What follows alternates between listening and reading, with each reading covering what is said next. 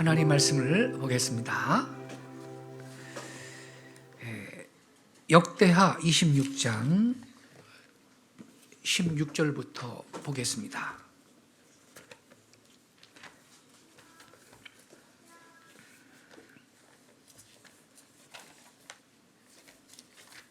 역대하 26장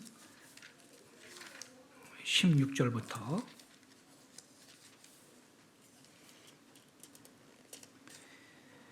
691페이지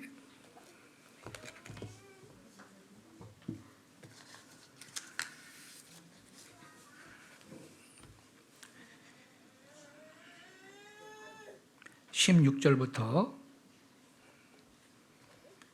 21절까지 다 찾으셨죠?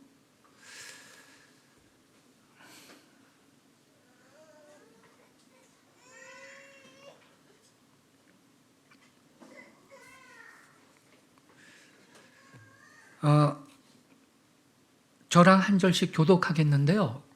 그 음향실에 계시는 전도사님, 이 영상을 들을 때 교독을 하니까 성도들의 그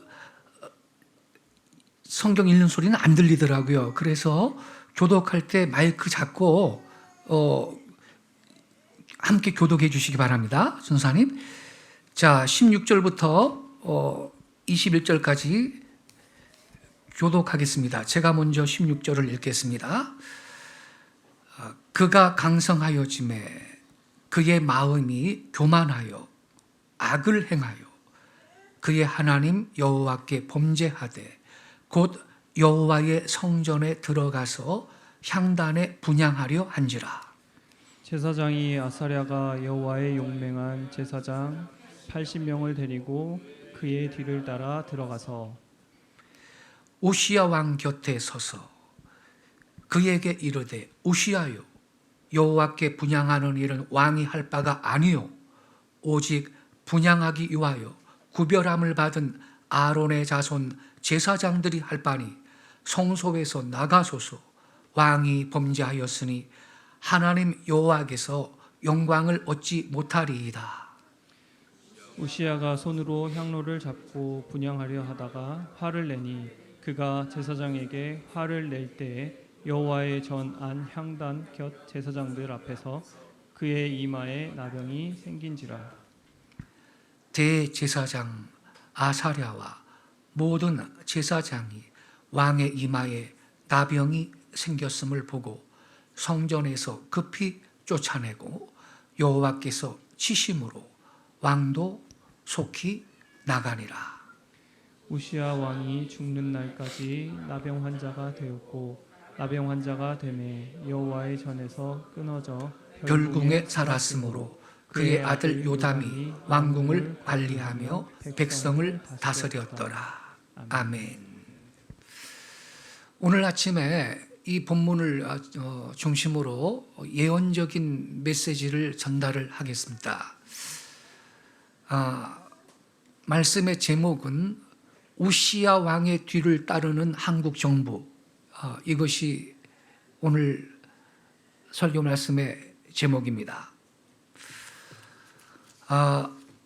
본문에 등장하는 우시야 왕은 16살의 어린 나이에 부왕 아마샤의 뒤를 이어 남유다 왕국의 왕이 된 사람입니다. 여러분 26장 1절을 한번 보세요. 자, 같이 읽겠습니다. 시작. 유다 온 백성이 나이가 16세 된 우시야를 세워 그의 아버지 아마샤를 대신하여 왕으로 삼으니. 몇 살 때 왕 됐어요? 16살 때. 예. 아주 어린 나이에 왕위에 올랐습니다. 이 우시야는 뜻이 뭐냐 하면 여호와는 나의 도움, 이런 뜻이에요. 참 좋은 이름이죠? 여호와는 나의 도움. 예. 근데 우시야는 아사랴라는 이름으로도 불려졌어요. 아사랴. 그것도 아주 뜻이 좋은 이름이에요. 여호와는 나의 힘. 여호와는 나의 힘. 이렇게 우시아는 이름의 의미도 굉장히 신앙적인 좋은 이름을 2개씩이나 갖고 있던 남유다 왕국의 왕이었습니다. 이 우시아는요, 무려 52년이라는 긴 세월 동안 유다를 다스렸어요. 52년이에요, 여러분. 그는 당시의 초강대국이었던 이 아수르의 세력이 약화된 틈을 타서 온 힘을 기울여 국력을 키웠습니다. 막강한 군사력을 길러서 영토를 확장을 했고요. 무역에 집중해서 국가의 그 경제력을 크게 성장시켰습니다. 어려운 때에 어린 나이에 왕위에 오른 이 우시아는 의외로 탁월한 리더십을 보여주었습니다. 우선 우시아는 국방에 힘을 쏟아서 오랜 대적인 블레셋을 쳐서 굴복을 시켜버립니다. 자, 여러분 6절을 보세요. 같이 읽겠습니다. 시작. 우시아가 나가서 블레셋 사람들과 싸우고 가드 성벽과 야분의 성벽과 아수도 성벽을 헐고 아수도 땅과 블레셋 사람들 가운데 성읍들을 건축하매, 이렇게 기록이 되어 있죠. 여러분, 이게 보통 일이 아니었어요. 넓은 지역에 흩어져 살면서 끊임없이 이스라엘을 위협하고 침략했던 막강한 블레셋이 우시아의 공격으로 가드와 야분의 아수도 같은 핵심 지역을 다 뺏겨요. 그리고 그 이후에 이 블레셋 나라는 다시 회복되지 못하고 맙니다. 그뿐 아니라 우시아는요, 오래전부터 이스라엘의 변방을 위협해온 아라비아와 마음 부족들을 쳐서 굴복을 시킵니다. 자, 그 밑에 7절을 봐요. 같이 읽겠습니다. 시작. 하나님이 그를 도우사 블레셋 사람들과 구르바알에 거주하는 아라비아 사람들과 또 누구요? 마온 사람들을 치게 하신지라. 여기 아라비아 사람들, 마온 사람들 주목해 주시기 바랍니다. 예. 이게 애굽의 길목이거든요. 예.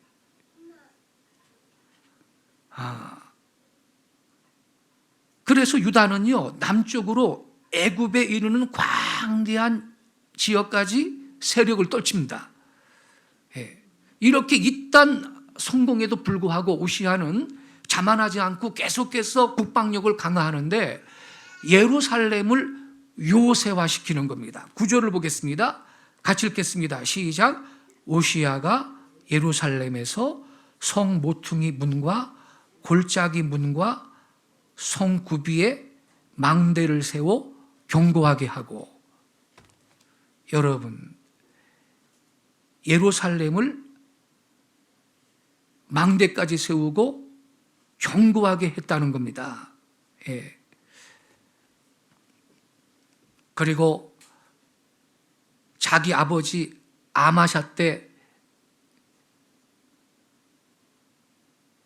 북이스라엘한테 패하면서 무너졌던 성벽들을 보수하고 망대를 견고하게 세웠고, 그뿐 아니라 대대적인 군대 조직도 개편을 했습니다. 당시에 우시아는 2600명의 족장과 30만 7500명이라는 군대를 거느리고 있었는데, 이들은 모두 큰 용사였고 싸움에 능한 사람들이었습니다. 우시아는 이들에게 방패와 창, 투구, 갑옷, 활, 물맷돌 같은 기존의 무기를 주는 것 외에도 새로운 첨단 무기들을 만들어 줍니다. 자, 15절을 보겠어요, 여러분. 15절 같이 읽겠습니다. 시작. 또 예루살렘에서 재주 있는 사람들에게 무기를 고안하게 하여 망대와 성곽 위에 두어 화살과 큰 돌을 쏘고 던지게 하였으니 그의 이름이 멀리 퍼짐은 기이한 도우심을 얻어 강성하여 짐이었더라. 여러분 성경을 읽어주세요. 예. 성경을 집중해 주시고 같이 읽자 그럴 때는 같이 읽어야 됩니다. 여기 15절에 보면 예루살렘에서 재주 있는 사람들에게 무기를 고안하게 하여, 즉 오늘날로 말하면 최첨단 신무기를 만들려고 했다는 겁니다. 그래서 망대와 성곽 위에 그들을 병사들을 두어가지고 화살과 큰 돌을 쏘고 던지게 했다 이렇게 말했는데, 오늘날로 말하면요 구식 대폭인 투석기를 만들어서 발사했다 이 뜻입니다. 높은 망대에서. 적이 오다가는 완전히 다 죽는 거죠. 이런 장비까지 갖춘 이 우시아의 군대, 아주 강군이었고 이 주변 나라들은 그 소문만 듣고도 두려워서 감히 유다한테 전쟁을 걸 생각도 못했던 것입니다. 이처럼 주변 나라들을 강한 군사력으로 압도하고 안정을 얻은 우시아는 그와 동시에 이제 경제력을 높이는 일에도 총력을 기울이는 것입니다. 자, 10절을 보세요. 같이 읽겠습니다. 시작. 또 광야에 망대를 세우고 물 엉덩이를 많이 파고 고원과 평지에 가축을 많이 길렀으며 또 여러 산과 좋은 밭에 농부와 포도원을 다스리는 자들을 두었으니 농사를 조함이었더라. 여기 보니까 광야에 물 웅덩이를 많이 팠대요.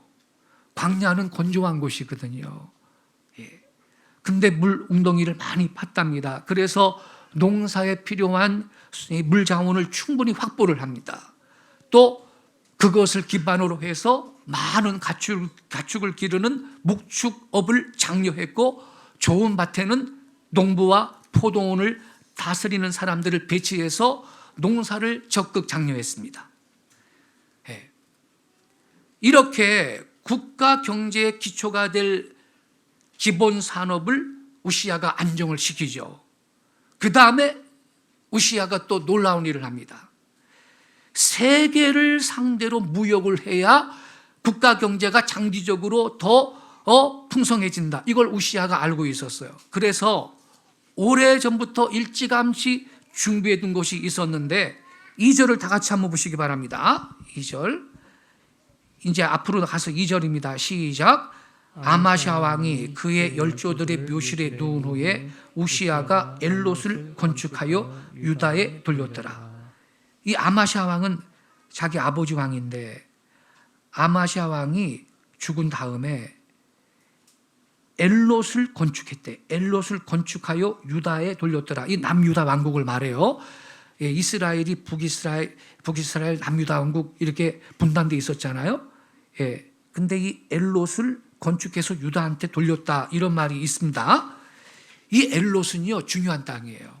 홍해의 아카바만 북쪽에 있는 항구 도시인데, 솔로몬과 여호사밧 왕이 해상 활동의 본거지로 삼았던 중요한 곳이었습니다. 현재는요 리조트 타운이 된 에일랏이라는 곳입니다. 이 중요한 곳을 에돔 사람들이 장악을 했었는데, 그러던 것을 우시아가 되찾아가지고 재건을 한 것입니다. 그래서 이 유다는요 다시 이 국제 무역의 허브가 될 중요한 그 요충지를 확보를 하게 되었고, 이것은 국가 전체의 경제 발전에 큰 힘이 됐던 것입니다.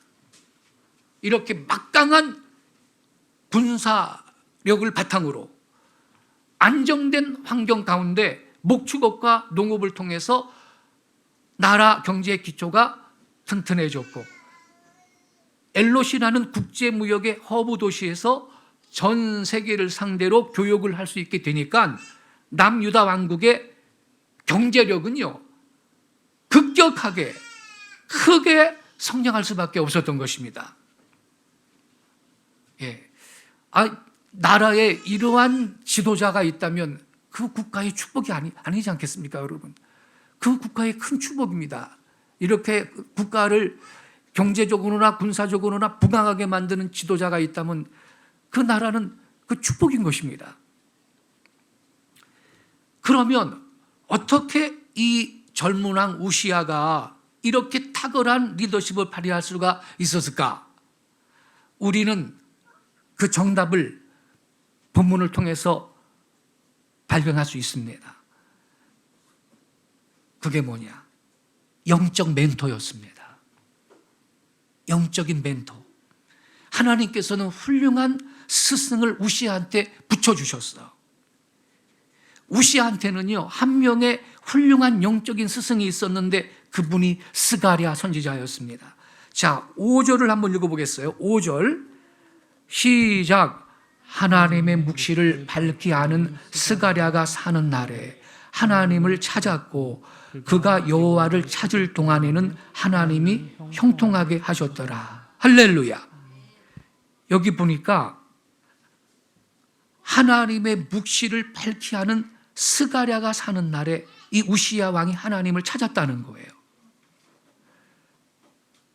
그리고 우시야가 여호와를 찾을 동안에 하나님이 형통하게 해주셨대. 근데 여러분, 요 5절 말씀을 새번역 성경으로 읽어드릴게요. 5절 말씀을 새번역 성경으로 읽어드릴게요. 경청해 주세요. 이렇게 돼 있어요. 그의 곁에는 하나님을 경외하도록 가르쳐주는 스가랴가 있었는데 스가랴가 살아있는 동안 우시야는 하나님의 뜻을 찾았습니다. 그가 주님의 뜻을 찾는 동안은 하나님께서 그가 하는 일마다 잘 되게 해 주셨습니다. 이렇게 돼 있어요. 할렐루야. 예.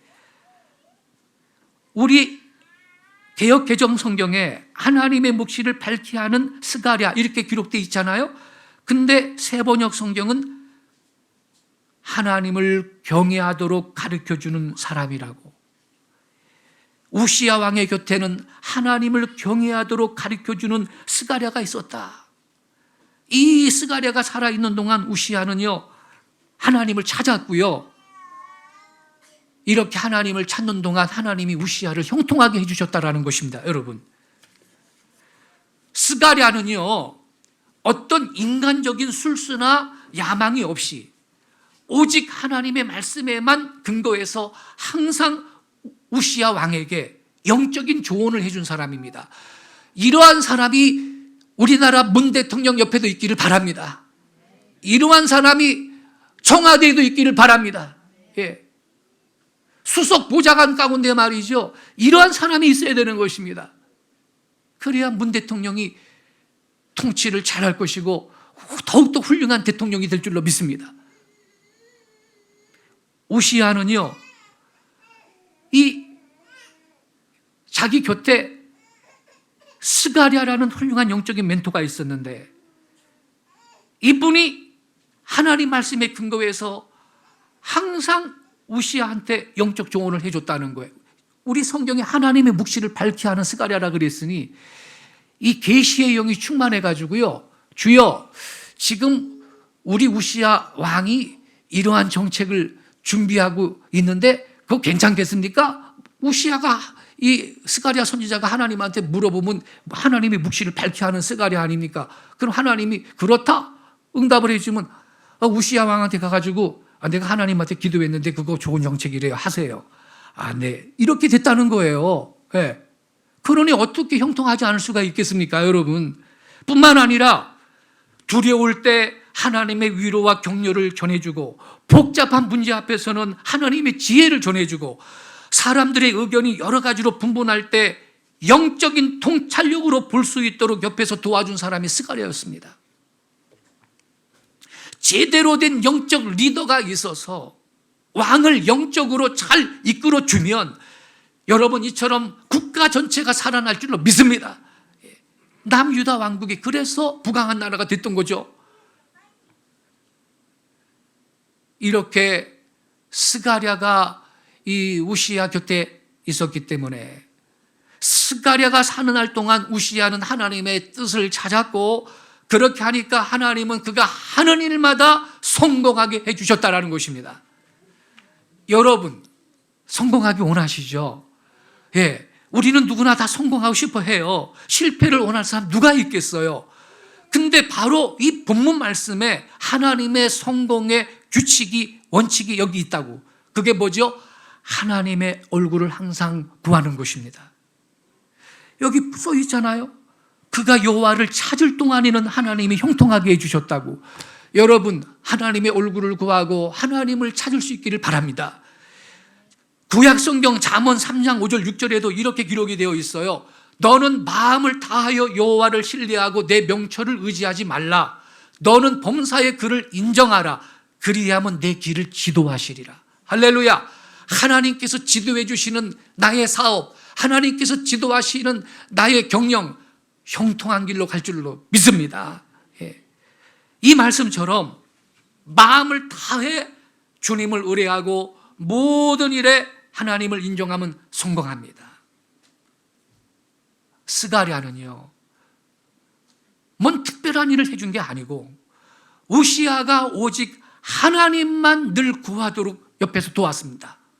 그래서 이 스가랴가 살아있는 동안에는 우시아가 하나님의 얼굴과 그분의 뜻을 찾았고, 그가 그렇게 하는 동안에는 하나님께서 우시아가 하는 모든 일을 형통하게 해주시고 성공을 허락하셨습니다.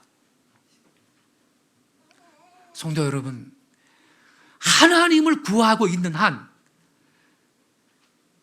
상황이 아무리 어렵더라도 하나님은 저와 여러분에게 성공을 주십니다. 믿으시기 바랍니다. 그러나 교만해져서 하나님을 구하지 않으면 그때부터 아래로 추락하기 시작을 합니다. 우시아의 성공은요, 자기의 지혜나 자기 힘으로 된 게 아니었어요. 하나님께서 주신 은혜였다고요. 하나님께 주신 복이었어요. 우시아가 뭔가를 이룰 때마다 그것이 하나님의 도우심이었다는 사실을 성경 본문은 곳곳에서 강조하고 있습니다. 여러분, 한번 확인해 볼게요. 여러분, 자, 7절을 보세요. 7절 맨 앞에 뭐라고 써 있어요? 누가 그를 도우사? 하나님이 그를 도우사, 이렇게 돼 있어요. 그래서 블레셋 사람들, 이스라엘을 대적하는 이 적국들의 존재들을 다 제거하게 하셨다 이 말이죠. 또 15절도 보세요. 15절 뭐라고 써 있나? 또 예루살렘에서 재주 있는 사람들에게 무기를 고안하게 하여 망대와 성곽 위에도 화살과 큰 돌을 쏘고 던지게 하였으니 그의 이름이 멀리 퍼짐은 우시아가 똑똑했기 때문이다예요? 어떤 도우심을 얻어? 기이한 도우심을 얻어 강성하여 짐이었더라. 하나님께서 기이한 수단으로, 기이한 방식으로 우시아를 도와주셨다니까. 아멘 하시기 바랍니다. 예, 그래서 우시아는 강성해졌다는 거예요. 여기에 여러분 도우심이라는 말이 있잖아요. 그냥 도우심도 너무나 놀라 감격스러운 일인데 기이한 도우심이래. 기이한 도우심, 이게 뭔 뜻이죠? 이거는요, 사람의 힘이 아니라 어떤 초자연적이고 특별한 은혜, 말로 설명할 수 없고 과학적으로도 입증할 수 없는, 상식적으로 이해가 안 되는 전능하신 하나님의 역사를 말하는 것입니다. 할렐루야! 이러한 기이한 도우심이 우시아 곁에 있었다라는 것입니다.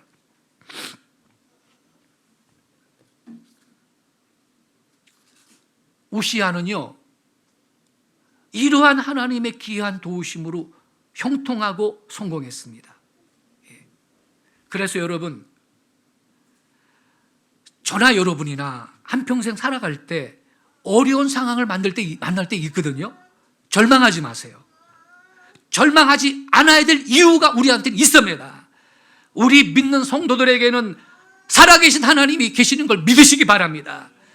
그래서 그때마다 하나님 앞에 나아가, 여러분 십자가 앞에 나아가 모든 걸 다 쏟아놓으세요. 기도와 간구로 쏟아놓으시면서 하나님의 기이한 도우심을 구하는 여러분 되시기를 바랍니다. 내가 아무리 발버둥 쳐봤자 내 능력, 내 경험, 내 재산, 내 인맥, 내 재주로 안 됩니다. 그러나 순간순간 하나님의 기이하신 도우심이 있으면 그땐 되는 걸 믿으시기 바랍니다. 예. 아무리 어려운 순간이라도 이상하게 일이 풀린다니까. 하나님의 도우심을 구하는 여러분 되시기를 축원합니다. 예. 그런데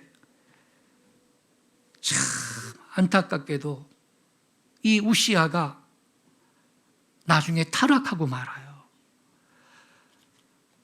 타락하고 마는데 이 타락은 도덕적인 타락보다 더 월등한 타락이요, 영적인 타락이었기 때문에. 그게 뭐냐 여러분, 16절을 같이 읽겠습니다. 16절 시작. 그가 강성하여짐에 그의 마음이 교만하여 악을 행하여 그의 하나님 여호와께 범죄하되 곧 여호와의 성전에 들어가서 향단에 분향하려 한지라. 여러분, 지금 여기에 보니까 우시아가 강성해지니까 마음이 어떻게 됐다 그랬어요? 교만해졌대. 여러분, 우리는요, 성공하고 잘 될 때 그때가 진짜로 시험의 때라는 것을 기억하시기 바랍니다. 예. 예를 들어서 10의 1조를 갖다가 10만 원, 20만 원, 30만 원 드릴 때, 5만 원 드릴 때 열심히 신앙생활 하는데 하나님이 복을 주셔가지고 사업에 복도 주시고 그래가지고 월 11조를 1,000만 원씩 바치게 돼. 그러면 한 달 수입이 얼마입니까? 1억 아니에요. 예? 1,000만 원씩 바치고 나중에 한 달 11조를 1억씩 바치고 막 이 정도로 되면요, 자기도 모르게 교만해져요. 성전 맨날 앞자리에서 예배하다가 점차 뒷자리로 간다니까. 기도 시간이 없어지고, 그리고 망할 짓을 하게 돼요. 그래서 우리 성도들한테는요, 누구든지 성공하고 잘 나갈 때 그때야말로 시험의 때가 온 거예요. 더 조심해야 되는데, 우시아는요, 지금 강성해지니까 마음이 교만해졌는데 세상에 어느 정도 교만해졌느냐, 성전에 들어가가지고 향단에다가 뭘 하려고 그랬어요? 분향하려 한지라, 이렇게 돼 있어요.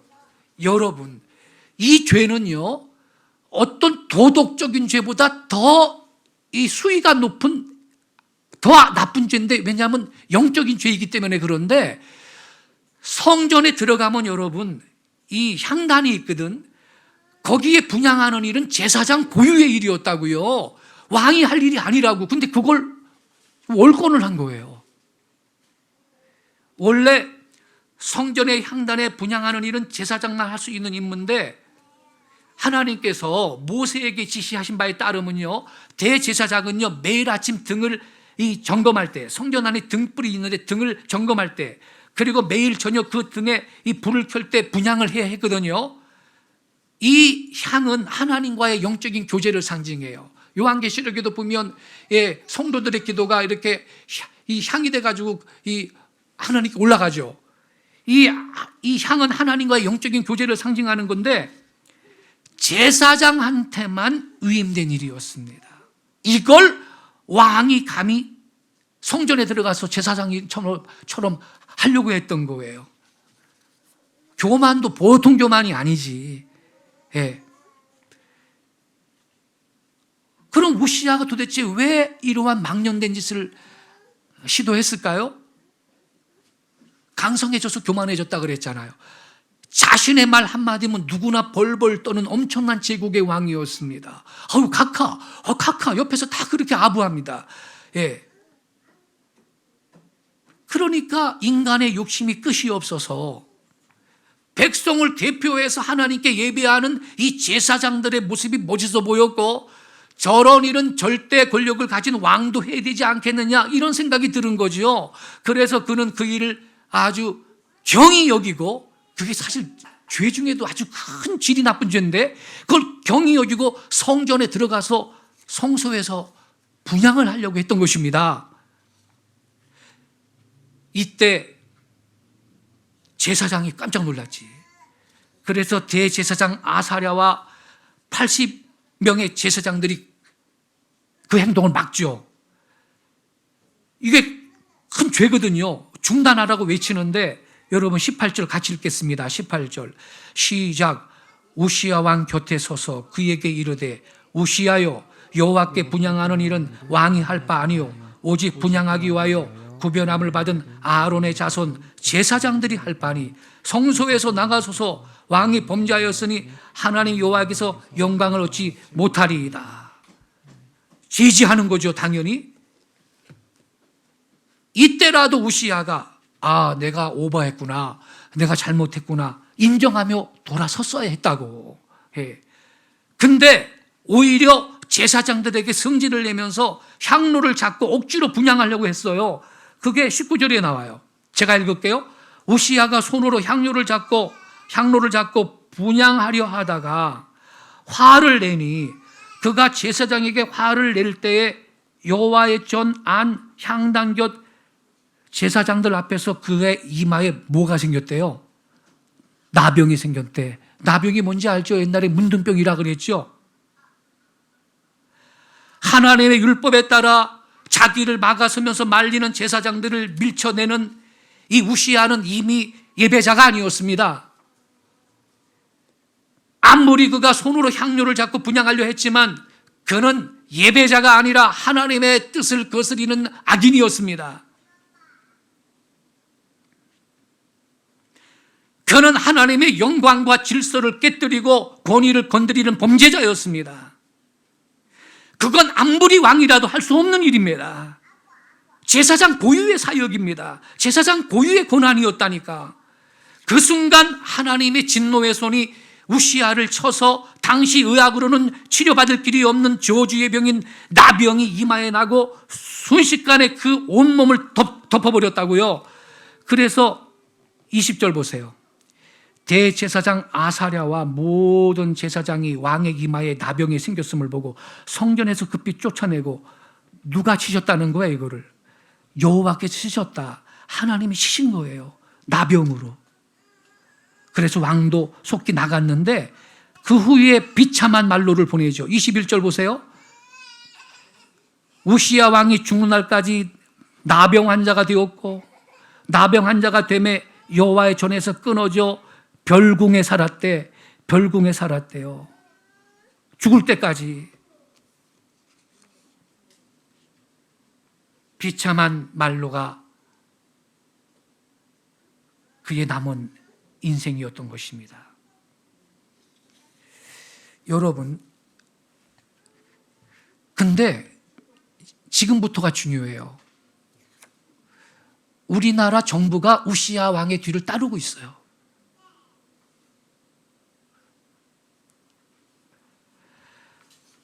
우리나라 정부가 우시야 왕의 뒤를 따르는데 이거 여러분 기도해야 됩니다. 하나님께서 계획하신 나라는요, 상권 분립 들어보셨죠? 상권 분립, 입법, 사법, 행정. 상권이 분립되어서 서로 견제하고 보완하면서 나라를 다스리는 거예요. 그게 민주국가거든요.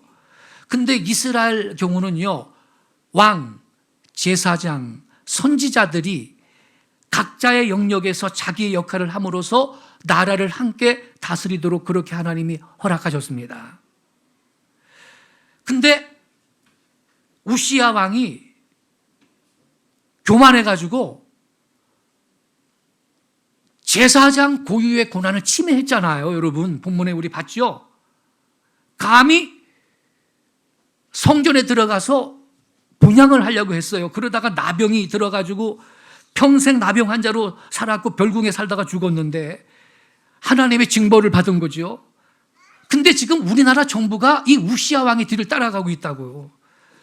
여러분, 정세균 국무총리가 지난 8일 날 오전에 정부 서울청사에서 이 코로나19 감염증 중앙재난안전대책본부 중대본이라고 하죠.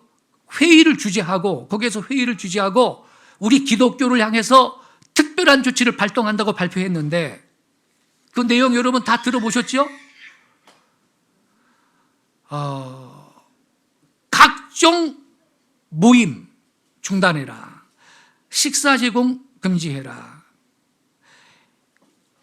성가대 연습도 하지 마라. 찬송도 자제하라.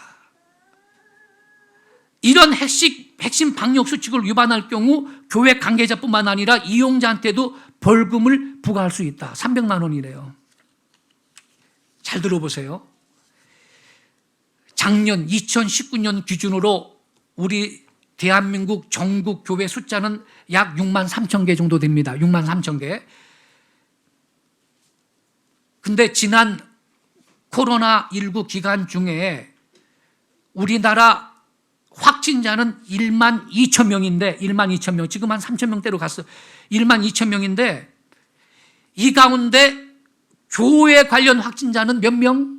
313명 정도입니다. 1만 2천 명에서 교회 관련 확진자가 313명 정도라고. 교회 수련회 뭐 또 식사라든지 모든 모임을 포함했을 때가 310명입니다. 아주 적은 숫자죠. 미미한 숫자입니다. 예. 근데 황당한 것은요, 훨씬 더 감염 가능성이 높은 좁은 공간에서 이루어지는 그러한 활동들, 예를 들어서 또 노래방이라든지 음식점이라든지 유흥주점이라든지 헬스클럽이라든지 콜센터라든지 PC방이라든지 정부 구내식당이라든지 백화점에 대해서는 일체 우리 정부가 어떤 조치도 취하지 않고 있습니다. 그런데 교회만 이거 다 금지하래. 여러분 공정합니까? 양심에 손을 얹고 한번 대답해 보세요. 극소수의 교회 사례를 갖고 이렇게 모든 교회들에게 제재를 가하는 것은 무리한 방역 조치죠. 더군다나 여러분, 천주교나 불교는 허용이야. 교회만 안 된다는 거예요. 어이가 없지 않습니까, 여러분? 다른 종교도 있잖아요. 예컨대 말이죠. 성당이나 사찰이나 다 소모임이 있어. 소모임이 있고 기도회 있고 성가 연습하고 그러거든요. 그런데 교회에 대해서만 이 모든 활동을 금지하라는 거예요. 성당과 사찰은 허용하고 있거든요. 이 자체가 정부가 한국 교회를 탄압하고 있다. 이 자체가 우리 정부가 한국 기독교를 박해하고 있다. 이 자체가 우리 한국 정부는 기독교를 차별하고 있다라고 우리는 추정할 수가 있는 것입니다. 유독 교회만 타겟으로 정규 예배 외에 일체 모든 활동들을 다 금지시키는 이런 조치를 발표했는데, 정규 예배 외에 각종 대면 모임 활동, 행사 금지, 수련회, 기도회, 부흥회, 구역 예배, 셀 모임, 성경 공부, 찬양팀 연습, 성가대 연습 모임, 단체 식사 이거 다 하지 말래. 이렇게 되면 뭘 할 수 있겠어요? 뭘 할 수 있느냐고. 근데 얼마나 어이가 없냐면요, 교회에서 식사하지 말래. 그런데 질문을 했어요. 인근 식당에 그러면 가가지고 교인들이 식사하는 건 괜찮냐 그러니까 그건 괜찮대. 이성이 마비 수준인 것 같아, 내가 보기에는. 이 사람들이. 바깥의 일반 식당은요, 일주일 내내 불특정 다수의 사람들이 바글바글 옹기종기 모여가지고 주점에서도 술 마시고 식사하고 그러거든. 거기가 더 감염 위험이 높은 곳이죠. 교회는 특정인들이 일주일에 한 번 모여서 잠깐 식사해. 어디가 더 위험하냐고요. 근데 교회 안에서, 교회 식당에서는 밥 먹으면 안 되고, 그러면 우리 바깥에 나가서 교인들이 인근 식당에서 식사해도 됩니까? 그랬더니 그건 된대. 이런 법이 어디 있습니까, 여러분? 어이가 없습니다. 그런데 그것까지도 좋다 이거야. 근데 이분들이 우시아 왕처럼 하나님의 영역까지 월권 행위를 하고 있는 거예요. 성가대 연습하지 말래. 찬양팀 연습하지 말래요. 우리가 예배할 때 찬양팀의 노래가 필수인데, 성가대의 노래가 필수적인 요소인데, 아니 연습 안 하고 어떻게 성가대가 찬양을 하라는 겁니까? 노래방에서는 지금도 열심히 사람들이 노래방 출입하면서 노래 부르고 있는데, 더 그 밀폐된 공간에서. 여러분, 이거는요, 우리 정부가 우시아의 뒤를 따르기로 결정한 거예요. 제가 예언하겠습니다. 이거 회개 안 하면요, 이 그릇된 조치를 지금 발표한 책임자들 있을 거 아닙니까? 제가 그분들의 이름은 여기서 말 안 하겠어요. 우시아의 뒤를 따르게 될 것입니다. 주님의 교회까지, 심지어 예배의 내용에게까지 지배하고 통제하려는 이 오만한 정책, 마치 제사장의 사역까지 월권했던 우시아 왕과 같은 것입니다. 교만은 패망의 선봉입니다. 우시아가 교만해졌다 그랬죠. 그래서 제사장 고유의 사역을 침해했는데, 그러다가 하나님이 치셨다 그랬어요. 하나님이 치십니다. 죄악이 가득 차면 반드시 하나님의 심판이 임하게 되는 것입니다. 그런 거로 여러분, 우리 정부 회개하라고 기도해 주세요. 회개하지 아니하면 우시아의 뒤를 따르게 될 것입니다. 그리고 저나 여러분이나 개인적으로도 그래요. 항상 잘 될 때든 어려울 때든 처음에 그 겸손한 마음을 여러분 잃지 않기를 바랍니다. 그래서 우리는 날마다 겸손히 무릎을 꿇으며 주님 앞에 나갈 수밖에 없는 거예요. 안 그러면 어느새 교만해진다니까. 그리고 혼자서도 열심히 주님 앞에 서고 셀 모임에서 서로를 격려해주고 기도해주는 거예요. 또 교회에서 이렇게 같이 모여서 예배하고 말씀 공부하고 교제를 나누는 거예요. 교회에서 성경 공부하려고 소그룹으로 모이는 거 안 된대. 벌금 내리겠대요. 그래서 질문했어요. 그러면 가정집에 가가지고서는 교인들이 모이는 건 어떠냐고 그랬더니 된대. 그런데 조건이 있대. 교회 이름으로 모이면 안 된대. 이야, 이 정도면 이거 기독교 박해인 겁니다. 여기가 중공인가? 민주주의 국가 맞습니까? 그러니까 지금 있죠. 오만이 머리끝까지 올라간 거예요, 지금.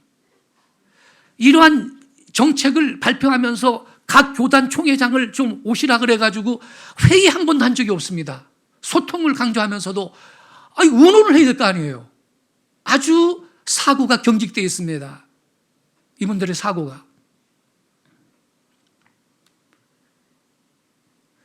귀하신 성도 여러분, 나라를 위해 기도해 주세요. 그래서 있죠, 저는요, 요번 주 수요일부터 있죠, 수요일 우리 교회 예배 끝나면요, 제가 5년 전에 그렇게 했거든요. 강화도 만이산 꼭대기 그 제천단 있잖아요, 천재단, 거기까지 올라가가지고 철야기도 했거든요. 이번 주 수요일부터 그렇게 올라가서 기도하려고 그럽니다. 다시 내가 그렇게 기도하겠다고 광고했더니 나 따라오겠다는 목사님들이 많아요 지금. 여러분 기도해 주시기 바라요. 아무 소망이 없고 선한 것이 없던 나의 삶에 오셔서 나를 만나주시고 주의 백성으로 삼아주신 그 은혜를 우리는 언제나 기억할 수 있기를 바라요. 그리고 그 은혜 가운데 날마다 거하면서 끝까지 한결같은 마음을 유지함으로써 오히려 여러분 시작보다 끝이 더욱 아름다운 복된 삶을 누리는 우리 귀한 성도들 되시기를 예수님의 이름으로 축복합니다. 기도하겠습니다. 살아계신 아버지 하나님, 우리로 하여금 시작과 나중이 변함이 없는 신실한 믿음으로 살아가게 하옵소서. 우시아처럼 강성해질 때 교만해져서 다른 죄도 아니고 제사장 고유의 권한까지 침해할 정도로 극도의 오만한 죄를 저질렀던 이 우시아의 뒤를 따르지 않게 하시고, 특별히 우리 정부가